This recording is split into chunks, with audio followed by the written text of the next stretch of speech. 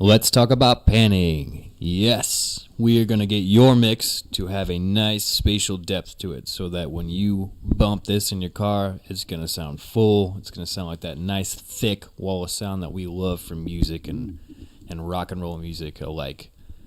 All right, let's go ahead and look at what we got in front of our face here. It is a lot of guitar and bass and some drums. All right. I think the biggest issue we deal with when we get a lot of instrumentation, especially layered guitar, which is big these days, is that they always fill up the same mix. People talk about they want their guitar to like be multiple parts but sound exactly, so they want to meld them together to have like one part that comes out. But that doesn't exactly work when you just put them all in the same spatial pocket. Just sounds like a jumbled up mess full of guitar.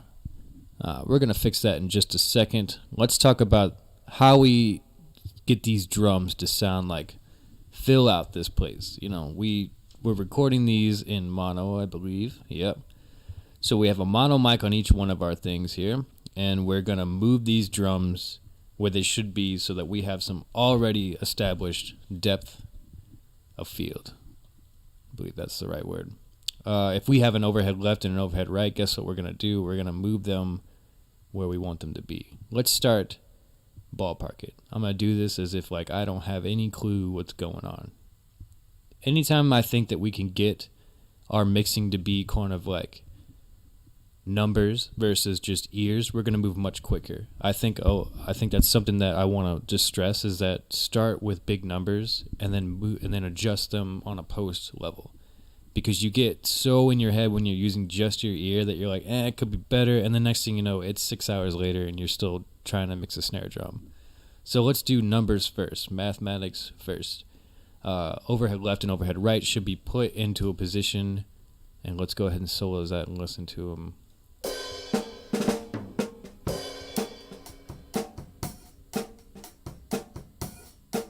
And just for sake of it, I'm going to move them back to where they were.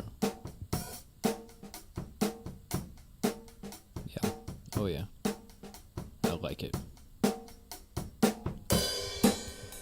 Already my cymbals are kind of moving in my head. They're in places where now I have some just nice thickness to my field. Same thing with snare and kick drum. I think kick drum's pretty good in the middle, but I'm going to use EQ actually to put that in a place where I want it to be. And we'll get back to that. Snare, honestly, snare could be in the middle too, because snare and kick drum are probably the most important fundamentals of our mix. So for now, let's just keep that where it's at, and let's give a listen to what we got going on.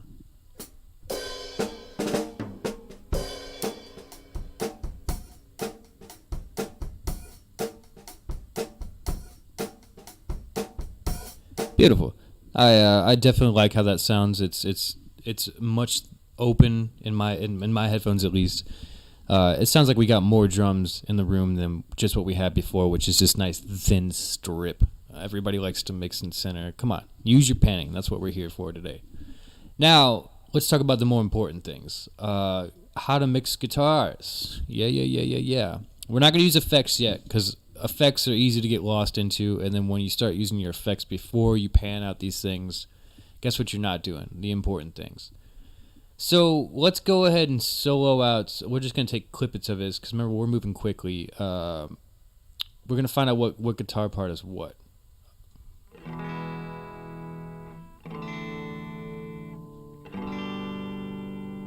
Okay, and you know what I would do as a smart person is I would name these what I got. How about strum guitar?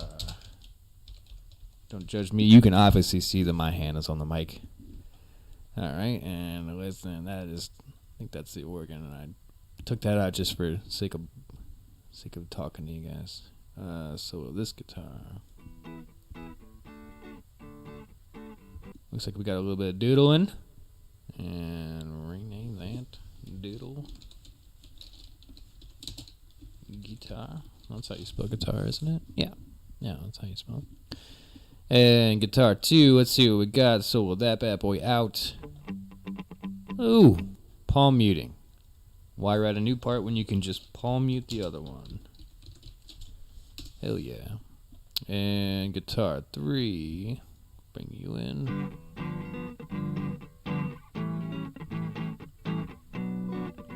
This looks like we got strumming, but it is actually perhaps bar chords or power chords, because that's what I'm hearing.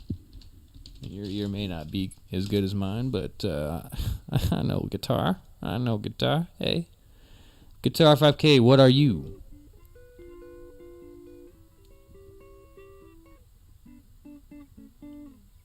Oh, a melody line. Okay. All right. Perfect. Melody. Guitar. Go. And it looks like we got bass, guitar, strum, guitar, and then a solo that's already labeled. Yeah, okay. Strum, doodle, palm muted, power chords, and melody guitar. So now we have a basic idea of what these guitars are, and now let's figure out where to put them. I think strum guitar, which is, if I was to assume correctly... Oh, I soloed one still. It is good. Yeah, this guitar just strums nice big chords. I think this is a perfect candidate for sitting right in the middle, because this thing is going to be a fundamental guitar that doesn't do too much, but it is rock solid the whole way through. Yeah, that's bad boy's going to sit right in the middle. So that means that everybody else has got to get the heck out. If this is going to be our rock solid fundamental guitar, this one's going to sit right in the middle. So doodle guitar, let's come back down. Hey, doodle guitar, bring you in.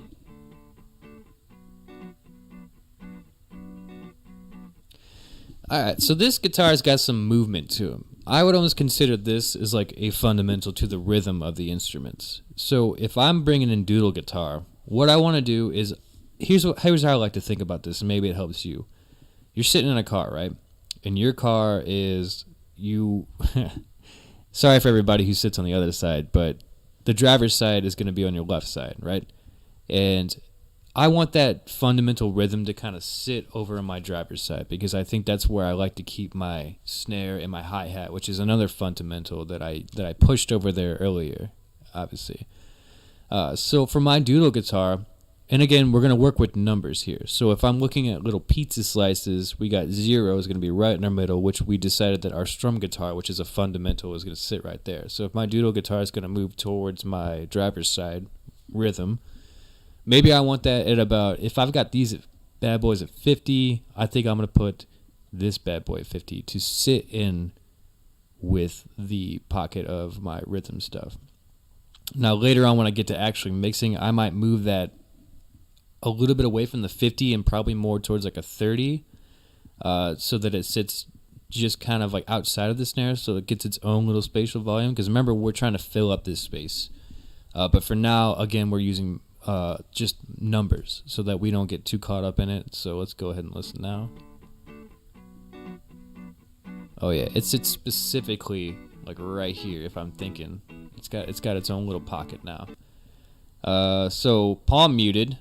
If I'm giving up doodle guitar on one side, I think my palm mute's going to take my passenger side. Or for maybe the guy who is driving in the other side of place, we're going to move that bad boy. Same pocket right over there.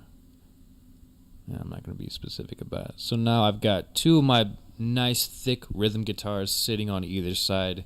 We've got some fat stuff. Strummy boys sitting in the middle, doodly, and palm muted. Actually, now that I think about looking into the camera, that might be backwards, but, you know, that's why you're looking at the screen.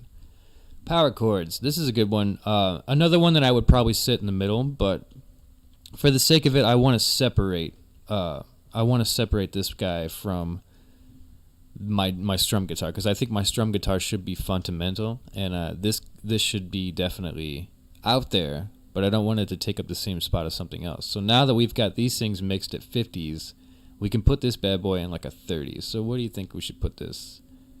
Let's take 30 on the driver's side. Yeah, 35. You'll get that just out of the way. Doesn't sit in anybody else's. And then melody guitar. Since we have a nice even 5, that's odd, but in this case it would be even because we have 2 on each side and 1 in the middle. Let's go ahead and match that on the other side. Again, mixing. Bass can always sit in the middle. That's always thick. There's not a real directional to bass. All right, let's for the sake of it, let's take out the bass, the kick, and our drums, and just go with guitar here. And let's see what we got. Let's put this right in the middle there and see how it's sounding.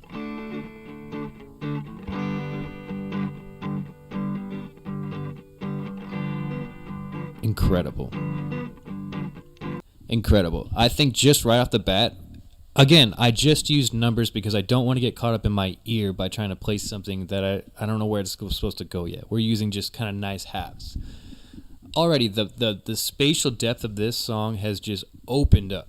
I mean, just wow, it sounds so much bigger, and I haven't used any effects yet. Because now, imagine that if I've got these things placed in a nice spot, I'm going to come back in, and I've got just a world of stuff to put in there and to use artistically. But just for the sake of engineering-wise, I've opened up this whole spatial depth just by using panning.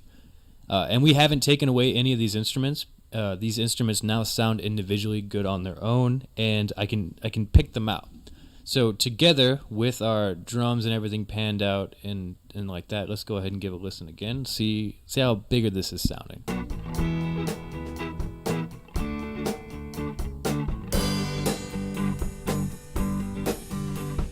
Again, beautiful, fat.